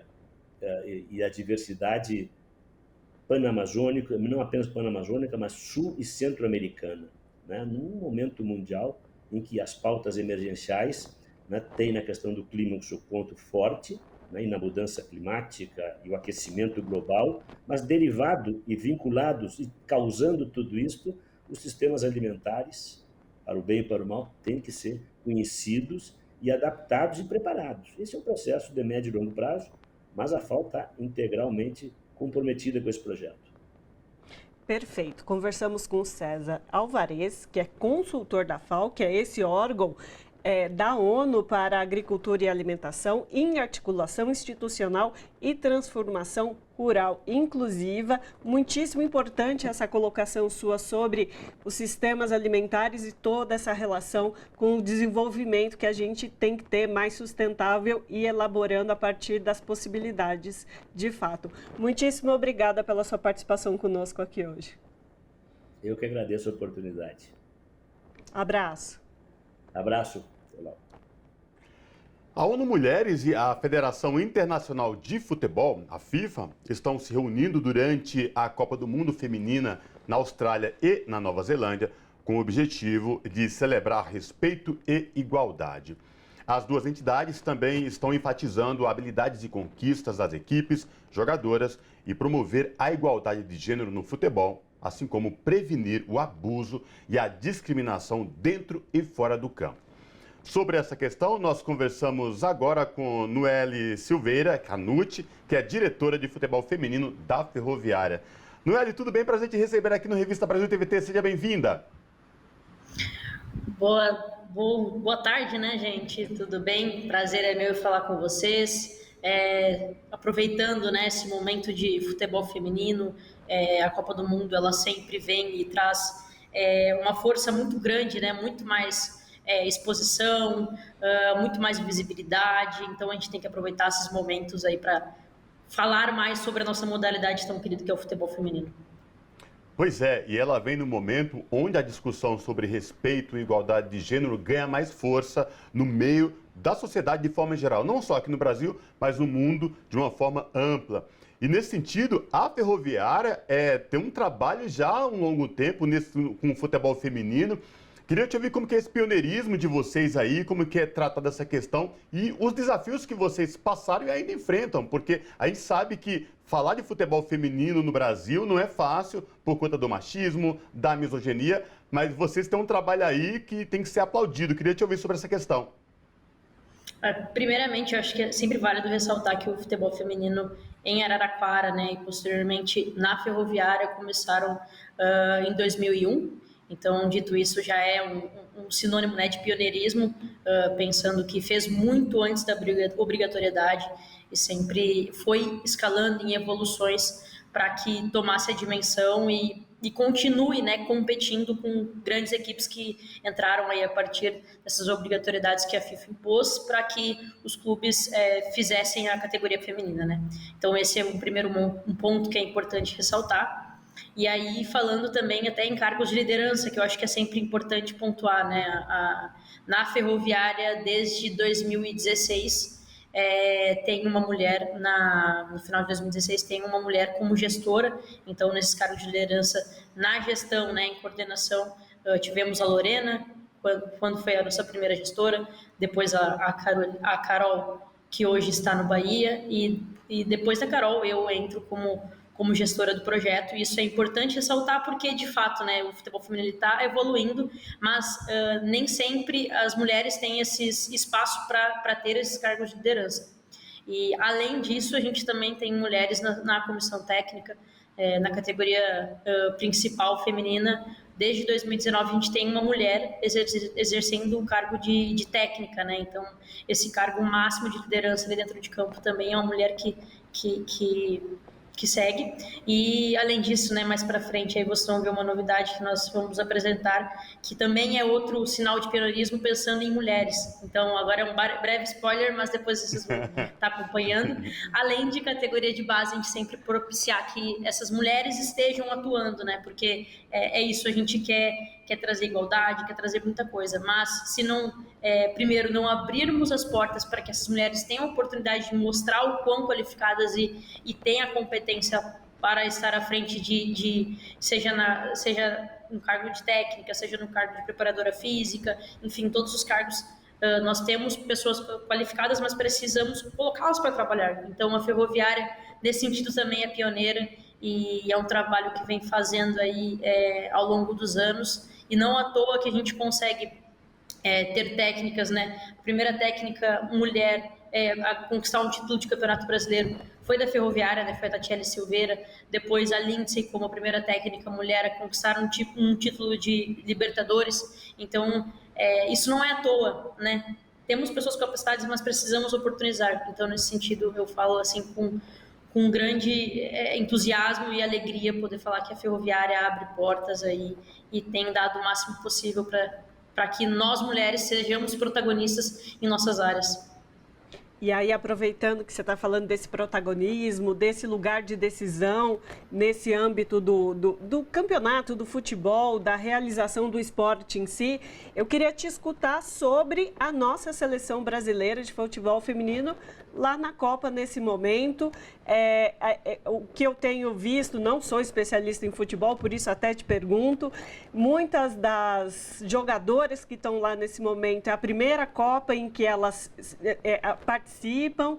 Nós temos figuras aí icônicas do nosso futebol, como a Marta. Formiga já se aposentou, né? Não está nessa Copa como jogadora.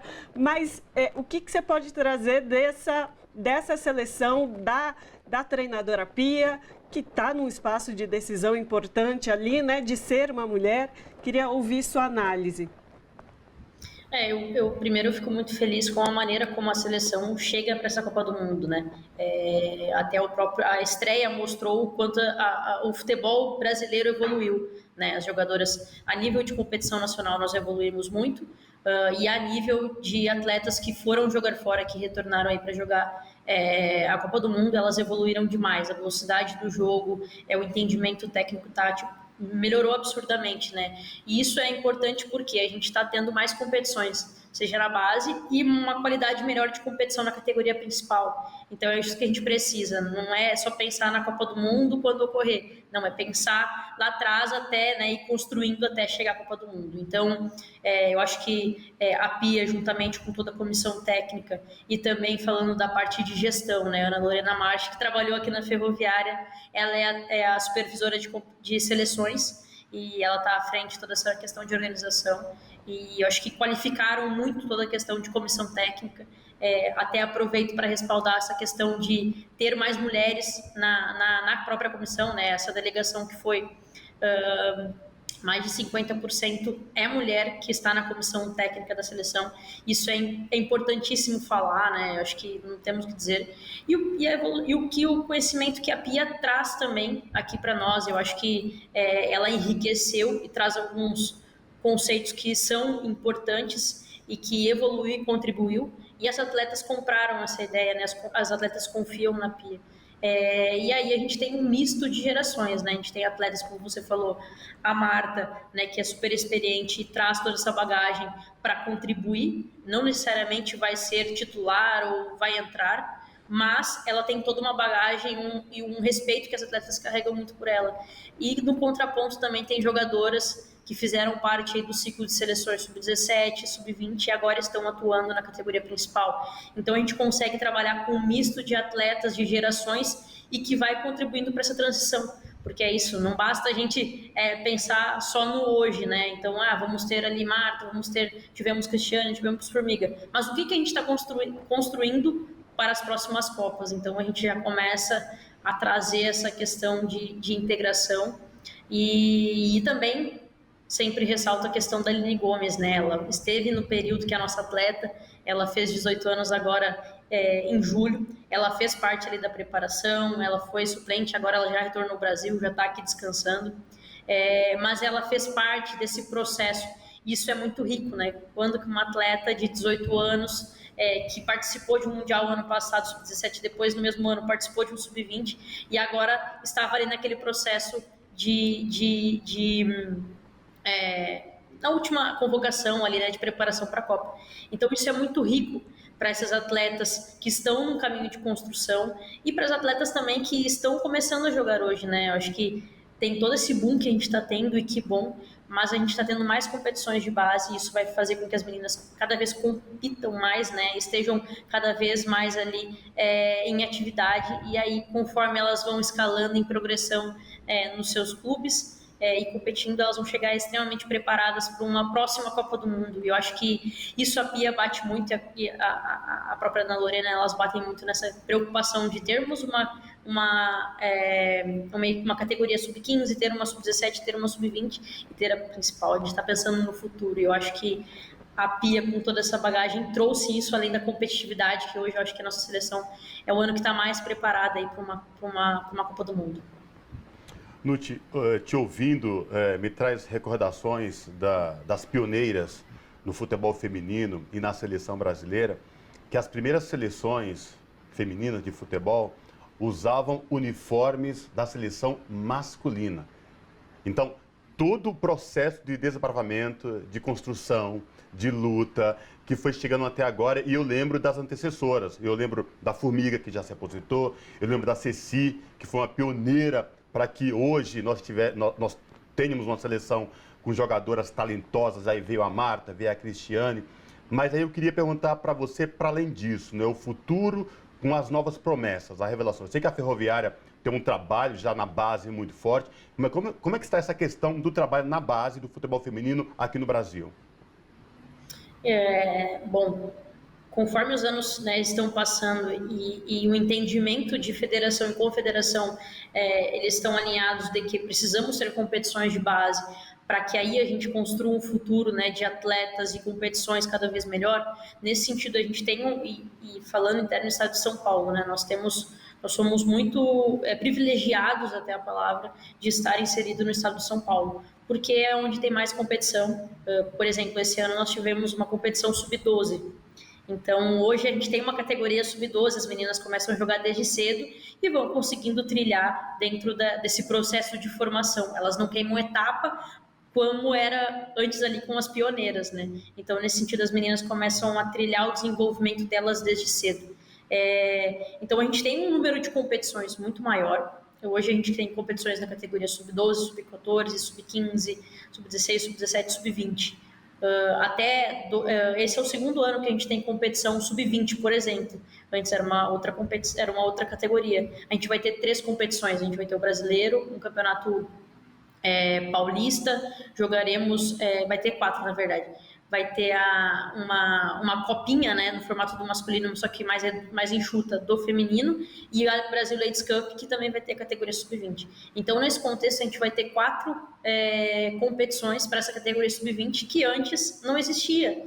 Então, elas tinham que, por vezes, passar por um processo que não fazia sentido. Elas começavam a jogar com 16 anos.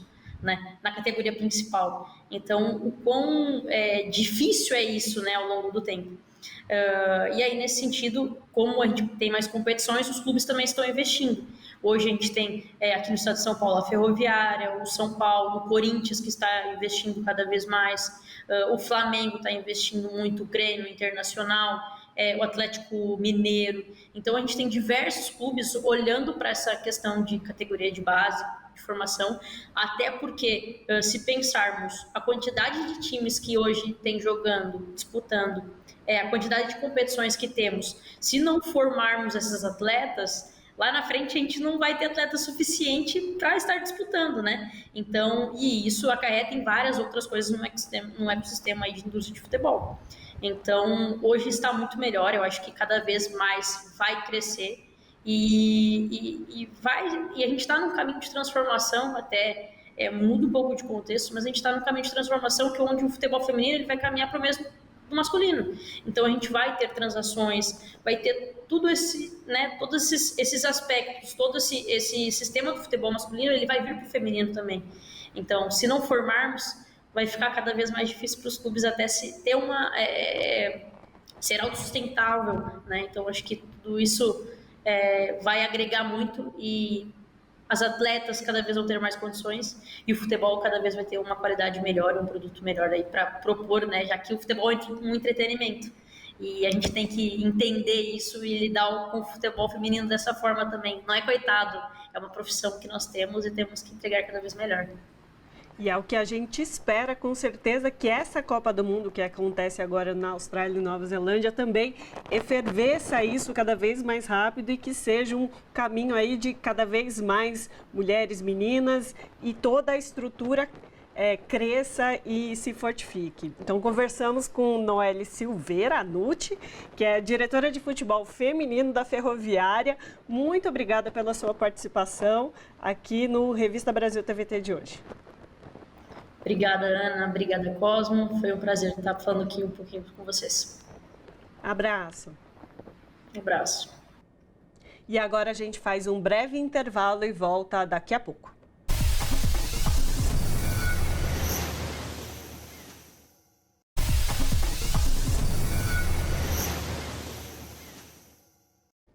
De volta com Revista Brasil TVT, aqui na TVT e também na Rádio Brasil Atual. O Dia Internacional da Mulher Negra Latino-Americana e Caribenha foi celebrado no dia 25 de julho. Manifestações políticas e culturais por todo o Brasil lembraram a data que teve como principais motes a defesa da democracia, país sem racismo e pelo bem viver. E sobre essa questão nós conversamos agora com a Rosana Aparecida da Silva, que é a secretária de combate ao racismo da CUT no estado de São Paulo. Rosana, tudo bem? Prazer te receber aqui no Revista Brasil TVT. Seja bem-vinda. Muito obrigada pelo convite. Rosana, vamos falar então do dia 25 de julho, Dia da Mulher Negra Latino-Americana e Caribenha, que este ano teve várias manifestações em todo o país, no estado de São Paulo, no Rio de Janeiro, enfim. Queria te ouvir sobre esse dia tão importante e por que é tão importante a gente celebrar e marcar presença no dia 25 de julho. Então, dia 25 de julho, Dia Internacional da Mulher Negra, Latino-Americana e Caribenha, e depois no governo da Dilma se torna Dia de Teresa de Benguela, é um dia onde nós, mulheres negras, somos reverenciadas e nossa história é contada através das nossas mulheres negras, né? É uma luta que é ancestral. Teresa de Benguela foi uma quilombola, ficou duas décadas defendendo esse quilombo, onde tinha negros, brancos, homens e mulheres, e nós, mulheres negras, continuamos essa história ainda hoje, cuidando dos nossos espaços, fazendo essa luta do combate ao racismo em conjunto com outros parceiros, né? E aí, Rosana, eu queria que você falasse desse dia de mobilização. Aqui em São Paulo, por exemplo, acontece a Marcha da Mulher Negra, né? E que reúne diversas articulações de movimento de mulheres, de movimento negro. E eu queria que você falasse da importância também desse tomar as ruas, desse ir para a rua e mostrar a cara dessa luta, desse combate ao racismo e combate à misoginia, né? Porque é um dia que reúne aí essas duas grandes pautas da nossa sociedade. O 25 de julho, quando nós fizemos a nossa primeira marcha, que foi em Brasília em 2015, nós, mulheres negras, movimentando todo o Brasil em prol dessa marcha que foi em Brasília, 2015. E as mulheres não pararam de se articular nessa discussão do combate ao racismo. Após a marcha, nós continuamos fazendo ação no 25 de julho nessa organização de marchas nos seus estados.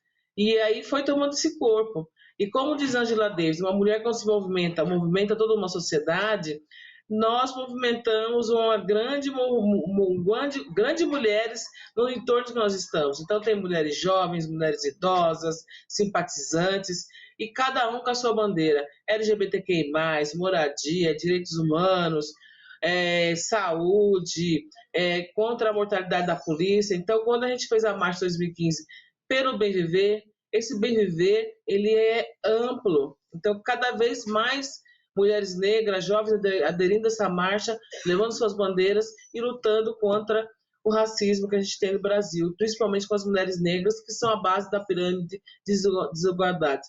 Então, essa marcha hoje, ainda mais nesse momento que a gente consegue prender os mandantes da morte da Marielle, é um marco importante para as mulheres negras. A gente movimenta, nós ajudamos a eleger um governo de frente popular democrática, governo Lula, e a gente também comemora essa mudança dos ministérios com mais homens e mulheres negras nesse ministério. E quando você traz essa questão do caso do assassinato da Marielle Franco, que essa semana teve novos desdobramentos, da importância de se reafirmar o tempo todo e de quanto as mulheres negras nesse país, elas são constantemente agredidas, seja com violências físicas, morais, no trabalho. E esse tema, quando traz pelo bem viver, é uma coisa que amplia para muito além do que se possa imaginar. Queria te ouvir também sobre essa questão da dignidade dessas mulheres, Rosana. E é verdade, porque quando a gente foi construir o Manifesto do Bem Viver, não tinha folha, não cabia mais o que escrever de tantas coisas que a gente necessita para ter esse bem viver, né?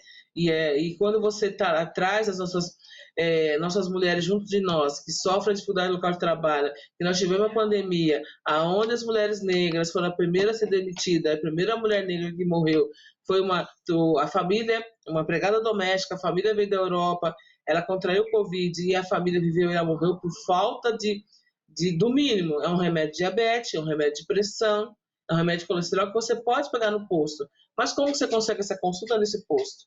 Como você consegue fazer um Papa Nicolau nesse posto? Quais são os jovens que fazem acompanhamento no posto de saúde? Porque o jovem também contraiu Covid.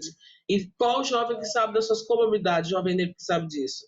Então, esse bem viver nosso começa desde que a gente nasce e vai decorrer da nossa vida. Então, a Marcha de Mulheres Negras, ela busca essas políticas públicas mínimas que a gente já tem condições que elas sejam estabelecidas e busca as outras ações que nós temos que lutar, tanto na questão do mercado de trabalho, a questão da educação dos nossos jovens, a questão da violência. Quando coloca os dados, por isso que a gente tem que também lutar pelo quesito cor em vários espaços. Quando a gente coloca lá o quesito cor, a gente consegue descobrir que essa estatística de mulheres vítimas de violência são as mulheres negras. Então, são ações que parecem pequenas, mas ela transforma aquele espaço que você está vivendo para ter políticas públicas de fato para aquela população que é preta, pobre e periférica. Perfeito, Rosana. Você coloca uma questão de extrema importância que, de fato, é uma questão que a gente precisa se dar conta enquanto sociedade, é que quando uma mulher negra avança toda uma sociedade junto com ela, né? A gente desenvolve para campos, e aí trazendo a pauta do bem viver, que é esse pensar integral, completo da questão da vida, da população, das pessoas. E aí eu queria trazer a dificuldade da mulher negra no mercado de trabalho. Nesse sentido, ainda é um desafio grande para as mulheres negras estarem em lugares de representatividade, estarem em lugares de decisão importantes para que essas medidas de valorizar a mulher negra cada vez mais sejam acelerados e se aconteça com muito mais velocidade do que tem acontecido nos últimos anos? É primordial. Acho que nós somos, a população negra, 54% da população, e a grande maioria de 54% são mulheres e mulheres negras. E essas mulheres negras não estão no mercado de trabalho, elas têm uma média de salário, uma mulher negra, de R$ 1.700. Né? Como é que você vive com um salário de R$ 1.700? E a grande maioria dessas mulheres negras são mães solos, né? Elas que sustentam sua própria família. E a gente tem um mercado que é totalmente desigual. Nós temos, numa estatística, 2% de mulheres negras que são chefes no seu local de trabalho. E se você for levantar esses 2%, não é chefe em grandes espaços, né? São espaços onde a remuneração é menor. A mulher negra ainda está lá no serviço de limpeza, não desmerecendo ninguém da limpeza, mas para ter uma promoção, essa mulher negra tem que ter muito, ela pode ser doutora, e nós temos várias jovens negras doutoras e não estão em cargo de chefia. Até as multinacionais que têm aquela questão da inclusão, tem a questão de de ter a questão de vários negros, LGBTQIA+, cria cargos aonde você chega num limite, líder 1, 2 tal, mas você não tem uma chefia absoluta. Então, esse racismo do Brasil, ele ainda está muito... Ele não é nem sutil, ele é estrutural. Não é estrutural que a gente não possa... O Brasil foi construído em cima do racismo, né? São 400 anos de escravidão, e a gente tem 135 anos de uma pseudo-libertação. Ainda o olhar, quem tinha escravo, quem escravizou, que era dono de fazenda, os grandes latifundiários, ainda hoje são donos das indústrias. Tem o mesmo olhar com as mulheres negras e os homens negros. Ele vai lá, vai fazer um serviço pesado, vai ficar ali, ele pode estudar, mas ele não vai ocupar outro cargo. A gente tem que lutar muito contra esse racismo no Brasil. Nós temos a Convenção 111, que diz que é direito igual a todos e todas, questão do credo, religião e de racismo. Mas, para você implementar, ainda a gente tem que fazer muita formação. A gente conversa muito com os setores de contratação das empresas, mas ainda a gente tem que construir muito mais cláusulas de promoção da igualdade racial no local de trabalho para ter uma mudança mínima nesse racismo no local de trabalho. E, Rosana, nesse sentido, eu queria te ouvir sobre a questão das políticas inclusivas e da representatividade no governo do presidente Lula. Nós temos mulheres à frente de ministérios, nós temos a Aniele Franco, uma mulher negra, à frente do Ministério da Igualdade Racial. Nós temos o Silvio de Almeida, ministro dos Direitos Humanos, mas precisa de mais. Para além disso, né, qual a importância de se ver ministros negros e negras na frente, em cargo de poder, no alto escalão do governo federal? É primordial, porque nossos jovens hoje precisam de referência. Quando você fala para um jovem negro que você tem que estudar, fazer uma faculdade, você tem que fazer um doutorado, ele vai dizer para quê? Eu não me encontro nesse espaço. Quando você tem ministros negros, ministras negras, e precisamos ter mais negros, tenha mais negros nesse governo, porque é referência para os nossos jovens. E esses negros que estão lá, eles vêm de uma militância do combate ao racismo. O Silvio Almeida, quando ele conta a sua história de estudo, ele fala da mãe dele, deixou várias vezes de pagar uma conta de luz para ele estudar. Ele fala que o reitor da universidade falou assim, por que eu vou dar bolsa para esse rapaz? Ele não vai ser nada mesmo, né? Então, ele não está lá por um acaso, ele está lá porque é um homem negro, pai de família, que as pessoas vão dizer, e está lá representando a nossa juventude. Quando ele fala na questão dos direitos humanos, quando ele fala que vai visitar todos os presídios do Brasil, porque ele sabe quem está lá, tem lá sem assistência, quem está lá com a sua pena já vencida e continua preso. São os negros e as negras. Então, essa representação tem um olhar de direitos humanos para a população negra. Porque quando você fala de direitos humanos, você tem que ter direitos humanos para todos e todas. E essa população negra, nós temos que ser incluídos nesses direitos humanos. A Aniele Franco é uma mulher negra que teve toda uma história com a irmã dela que foi assassinada e está lá representando nós mulheres negras e sabe qual a dificuldade nossa de cada dia. E a Matilde Ribeiro, que foi a primeira ministra da promoção da igualdade racial, a política que ele implementou lá está lá até hoje. E hoje nós não vamos deixar o que aconteceu com a Matilde acontecer com o Silvio, como está passando nas mídias. O Lula não gosta do Silvio, ele é muito burocrata. Não é isso. É a população que não é negra que está querendo já tirar ele, porque está tendo muita visibilidade, fazendo ação efetiva de empoderamento da população negra. Isso é importante para nós, a representatividade com qualidade. Perfeito. Conversamos com Rosana Aparecida da Silva, que é da Secretaria de Combate ao Racismo da CUT São Paulo, sobre esse dia tão importante, que é o 25 de julho, que é o Dia Internacional da Mulher Negra, Latino-Americana e Caribenha. E como a Rosana bem lembrou, aqui no Brasil, Dia Nacional de Teresa de Benguela. Rosana, muitíssimo obrigada pela sua participação conosco aqui hoje. Obrigada a vocês, acho que é isso, né? Quando a mulher se movimenta na sociedade, estar nesse espaço aqui hoje é um espaço de representar a nossa luta ancestral de mulher negra e nossa luta também dentro da Central Única dos Trabalhadores, da CUT São Paulo, que tem uma Secretaria de Combate ao Racismo, e a gente não trabalha sozinho, a gente trabalha em conjunto com as outras secretarias no combate a toda e qualquer desigualdade social, principalmente no combate ao racismo. Muito obrigada pelo convite. Abraço. Abraço. A escritora, poetisa, diretora, tradutora, desenhista, cartunista e jornalista brasileira Patrícia Heder Galvão, a nossa Pagu, é a grande homenageada deste ano na Feira Literária Internacional de Paraty, a FLIP, que será realizada entre os dias 22 e 26 de novembro deste ano.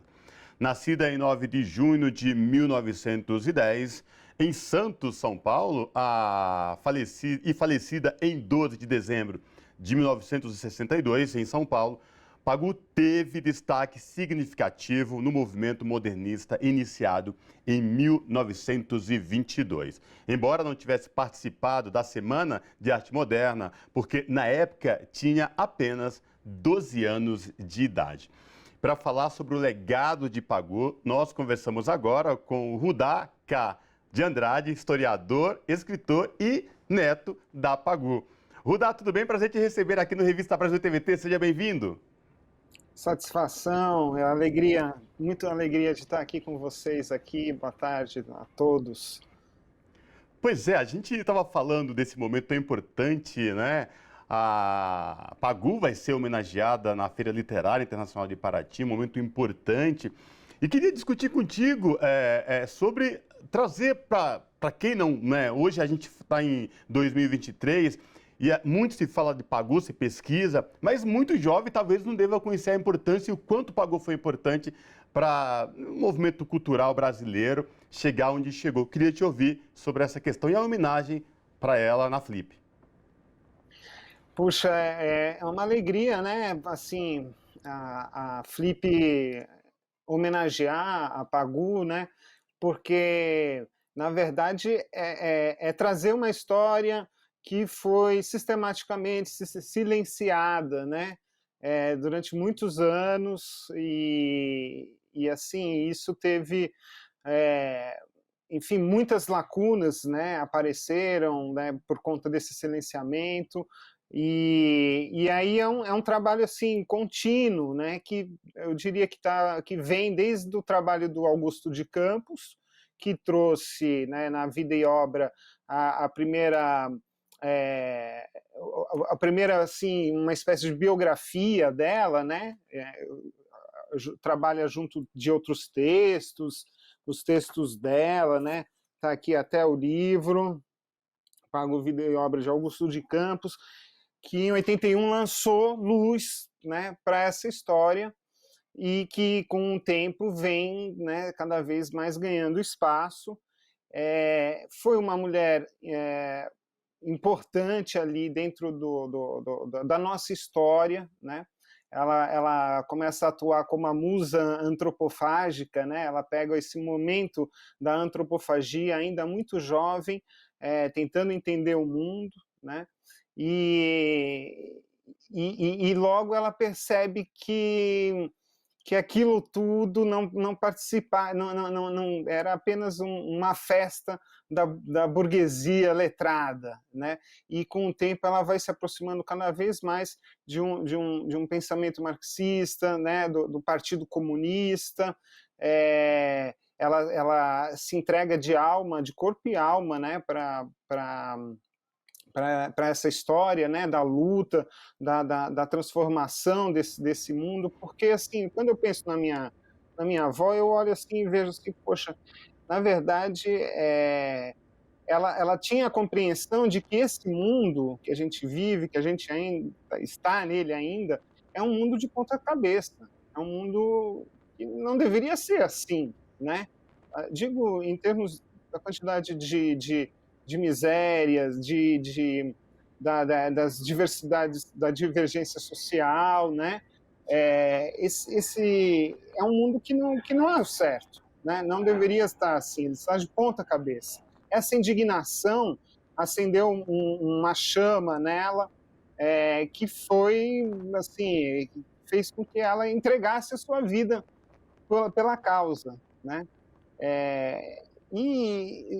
E o lance todo também é que ela, na luta dela, né, ela acabou também sendo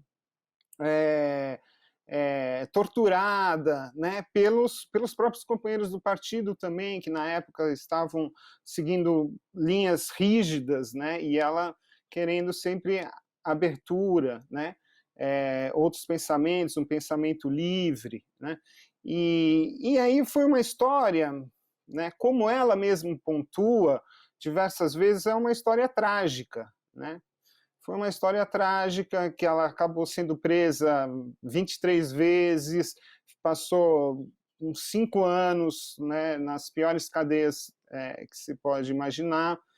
E aí, assim, né, dessa tragédia toda, que essa festa literária, né, traga, né, um pouco da consciência da nossa história, um pouco da consciência da luta das mulheres, né, por maior igualdade, enfim, porque a gente ainda vive em tempos muito tenebrosos, né, como disse, de ponta cabeça ainda, né, onde os índices de feminicídio são alarmantes, e toda a história de um patriarcado machista que ela sofreu e que ela colocou, né, em letras, principalmente no livro, na autobiografia precoce, né, uma carta que ela escreve para o Geraldo, o seu segundo companheiro, o companheiro de vida dela, e onde ela relata toda, né, uma biografia precoce, né, ela escreve com 30 anos,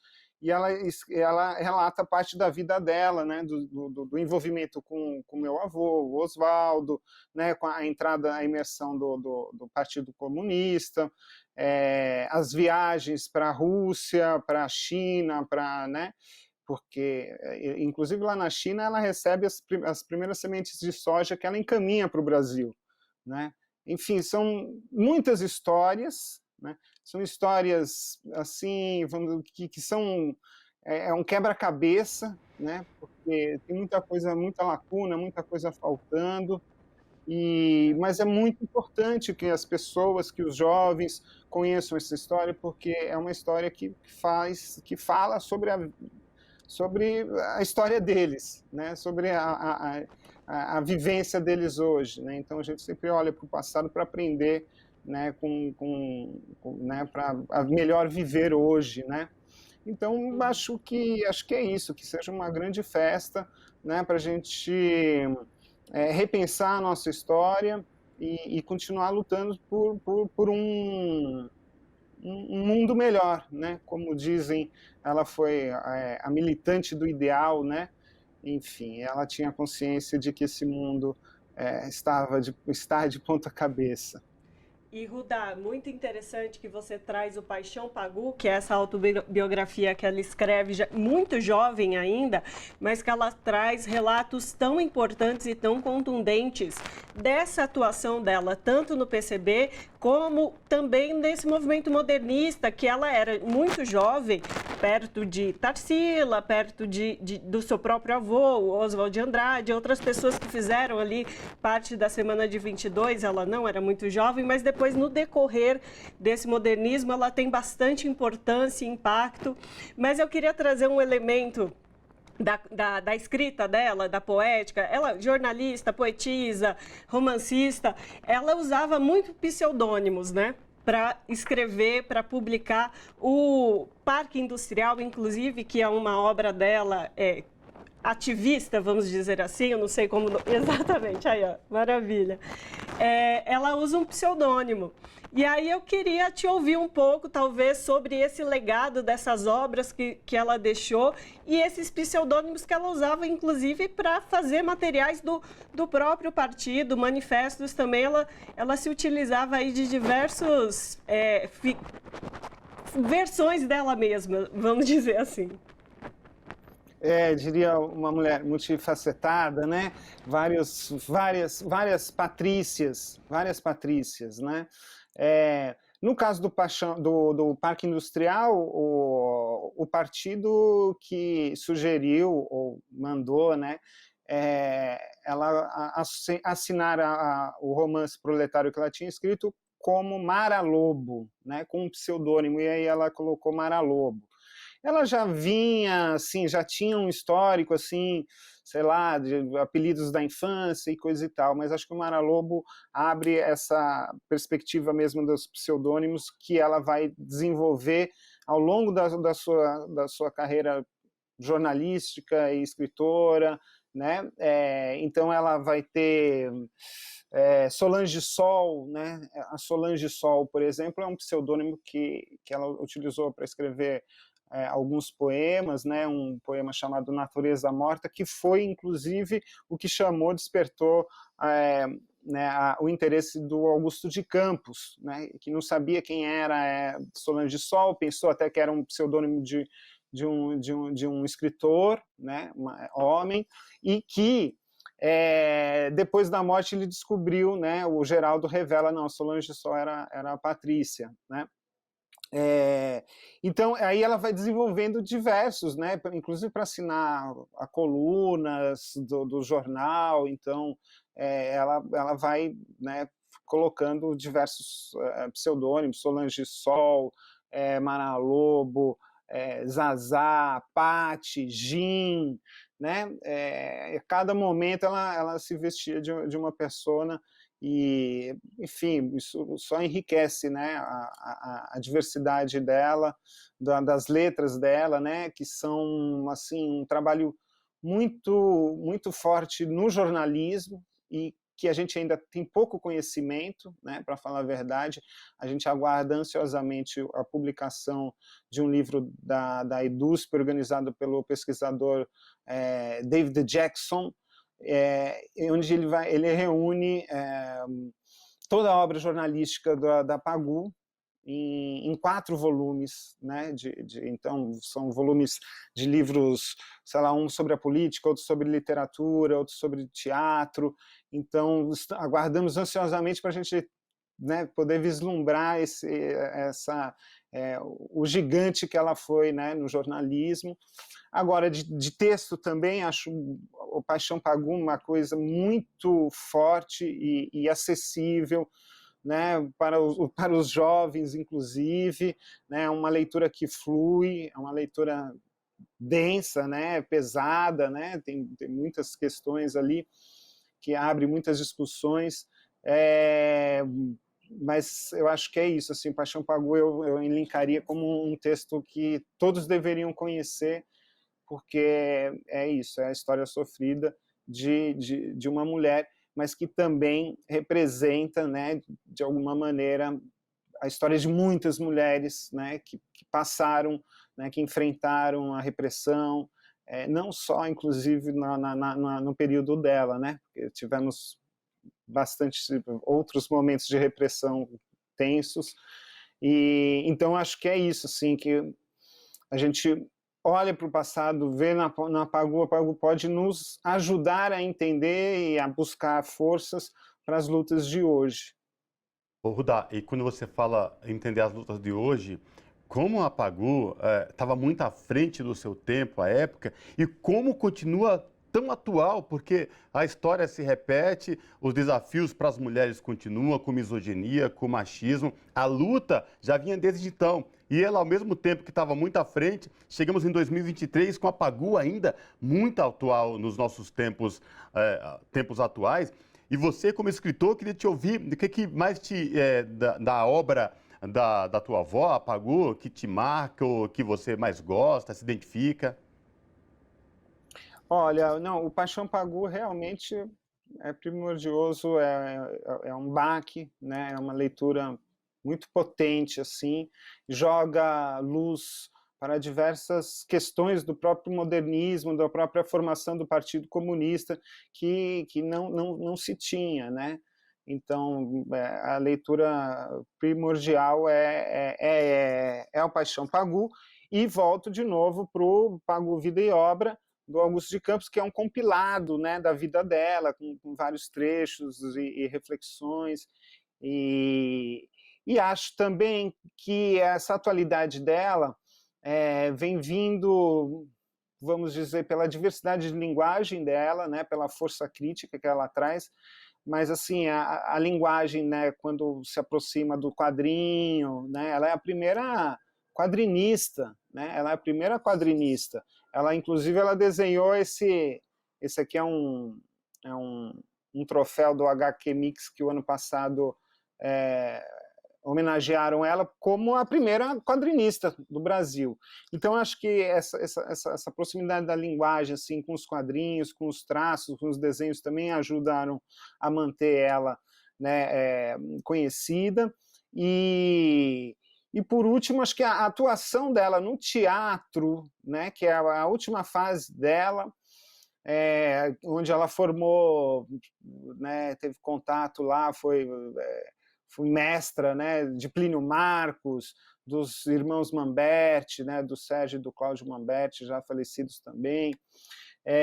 Então ela teve uma agitação, um momento muito importante na formação do teatro amador em Santos, e essa força do teatro deixou muitas sementes também que reverberam hoje em várias propostas teatrais, né, de leituras e releituras, né, coisas incríveis aparecem em produções teatrais falando dela, falando hoje, né, e cruzando, inclusive, com o hoje, né, com a atualidade, né. Enfim, então acho que ela discute ainda né, esse poder patriarcal, machista, que nos ofende como sociedade até hoje, né?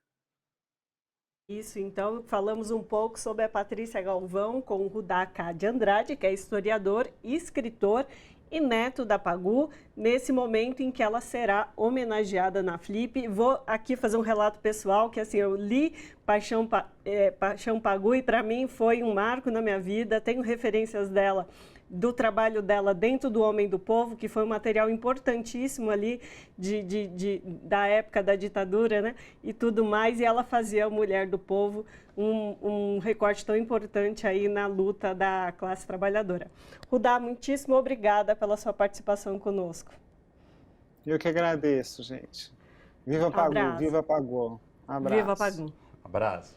E com este papo interessantíssimo aí sobre a Pagu, trazido aí pelo Rudá K. de Andrade, que é escritor, neto da Pagu, Ana Rosa, a gente encerra o Revista desta semana. Muito emocionante. Muito emocionante, que fique aí a dica das pessoas buscarem um pouco mais desse trabalho da Pagu, que, como o próprio neto dela disse, o Rudá K., é de uma vastidão imensa, dá para aí você se referenciar nela nas diversas artes. Teatro, cartunista, poetisa e jornalista também aqui, como nossa colega de trabalho.